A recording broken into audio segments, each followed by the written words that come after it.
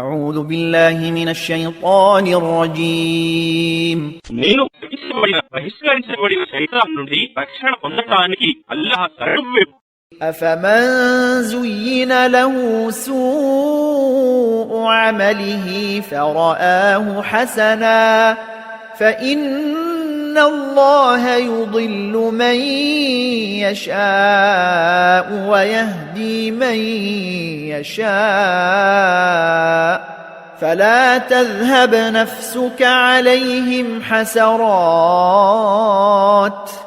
إن الله عليم بما يصنعون. ఏమి తన దుష్కార్యాలు తనకు ఆకర్షణీయంగా కనబడేటట్లు చేయబడినందుకు ఎవడైతే వాటిని మంచి కార్యాలుగా భావిస్తాడో అతడు సన్మార్గంలో ఉన్న వాడితో సమానుడు కాగలడా?